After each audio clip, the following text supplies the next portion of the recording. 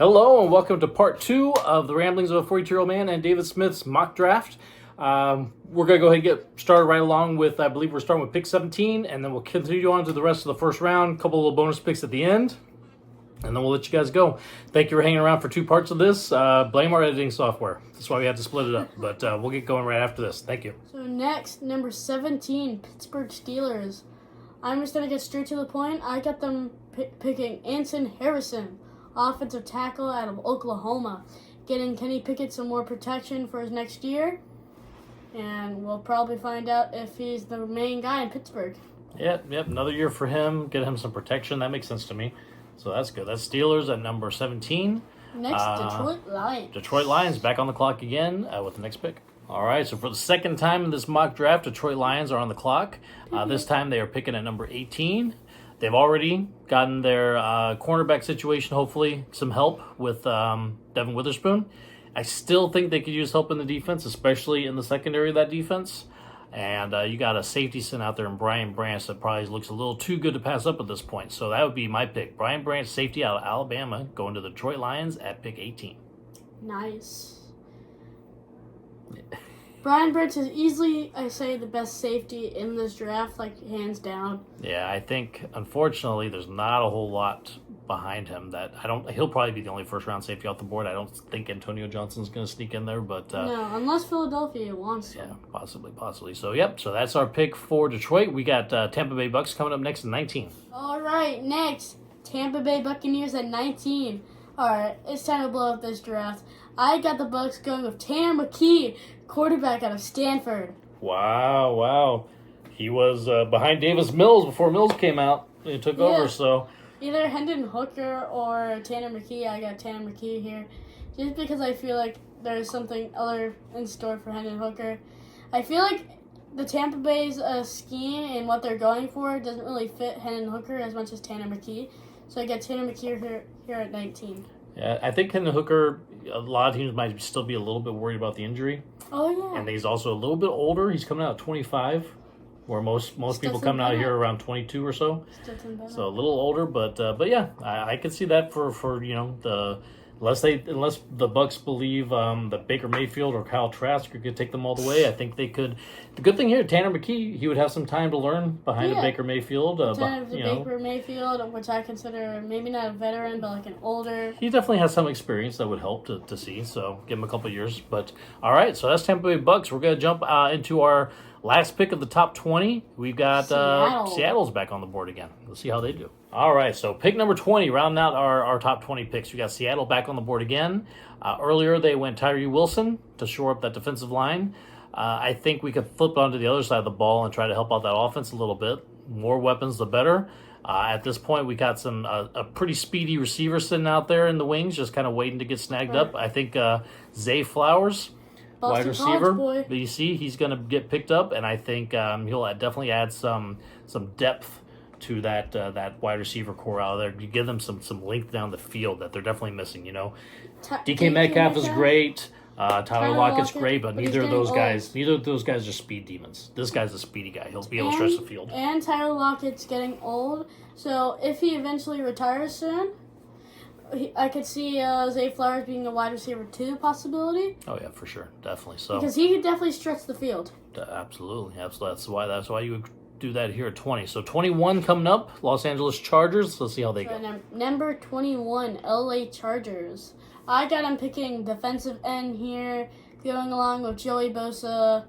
I have him going with Lucas Van Ness, defensive end out of Iowa. There you go. Yep. I feel like he's definitely shut up draft boards this year. He was an anchor on the Iowa's defense this year. One of the best defenses in the league in NCAA. So I definitely feel like Lucas Van Ness is the way to go. Awesome. All right. Yep. To give that defense some more push, hopefully give Herbert where he's not having to score so much to win games. Get that defense short up for Chargers a little bit. All right. That's going to bring us up to pick number 22. Baltimore Ravens are sitting here at pick number 22. All right. So we are at pick 22 with Baltimore Ravens.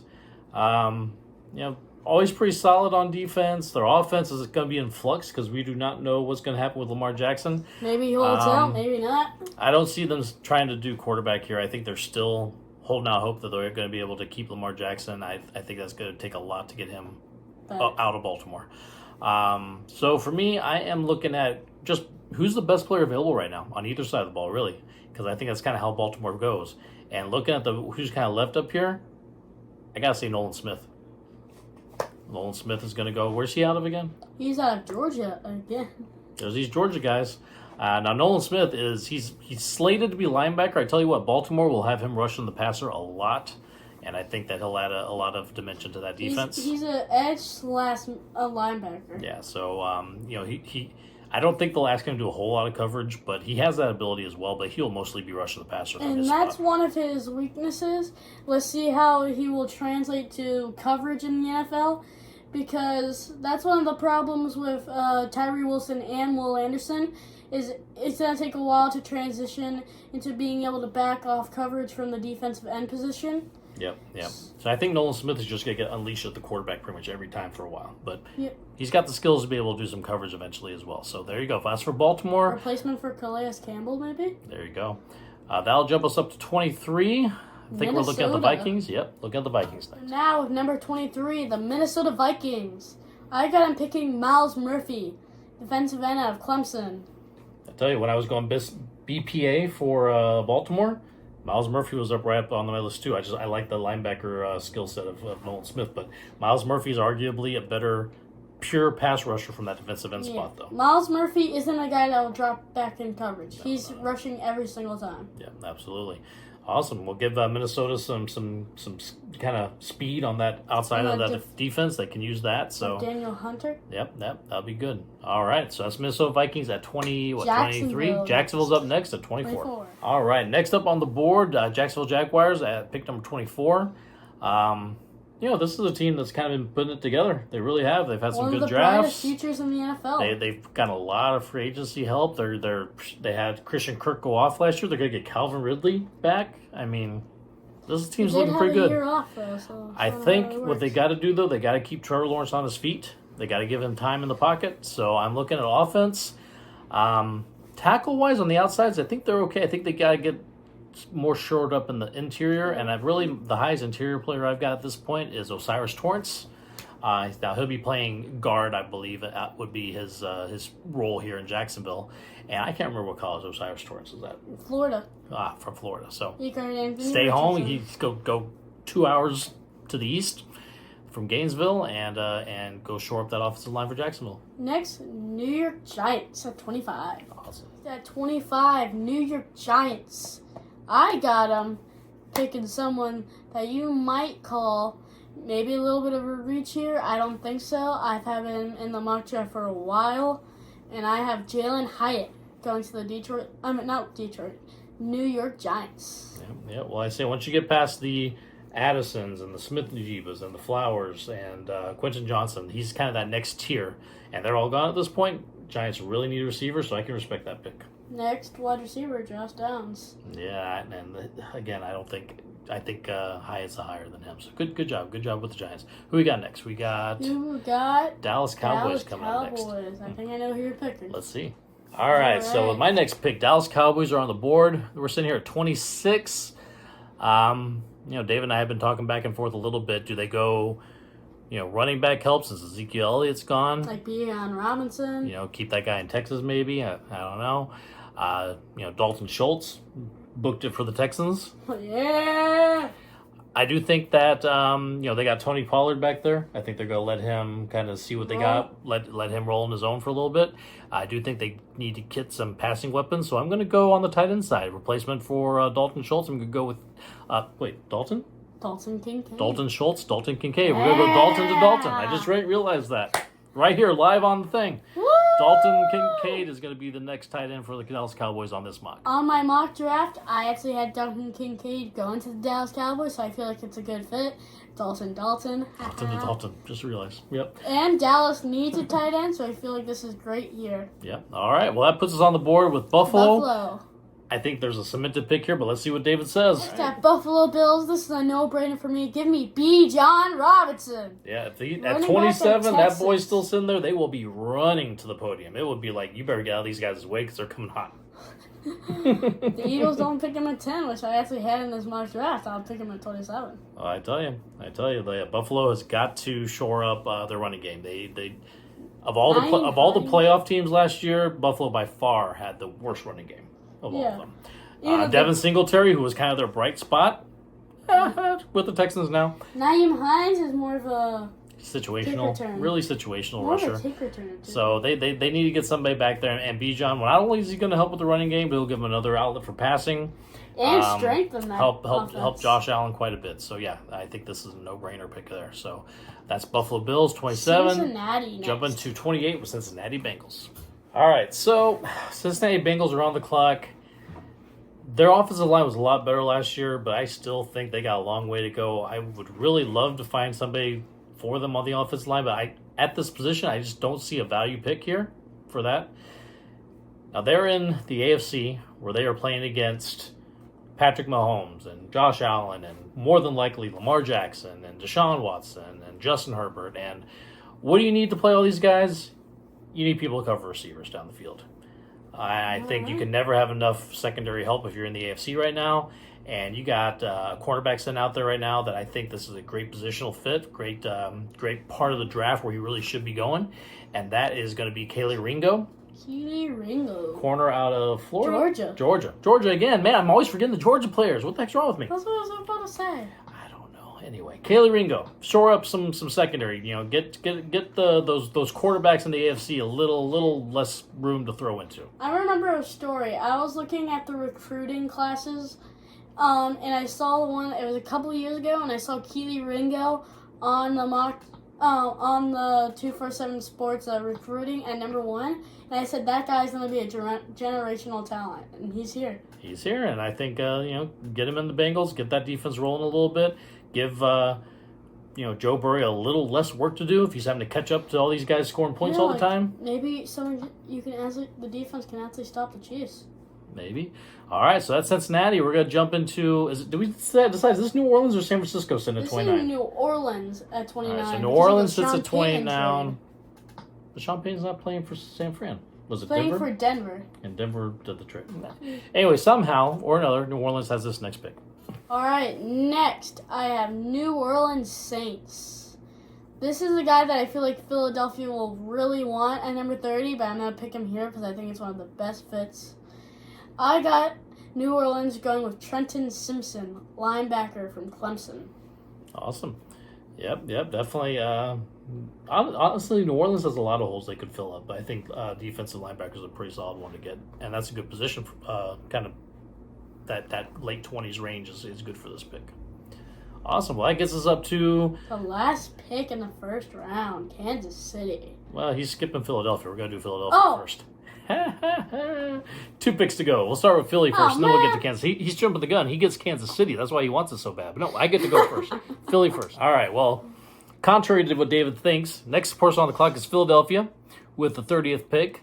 Eagles, unfortunately, Bijan is long gone at this point. He went about 3 picks earlier, but there's someone here who I also think that could fit in. He could sneak into the upper the end of this first round, especially to a team like Philly, who has got to find a replacement for Miles Sanders here.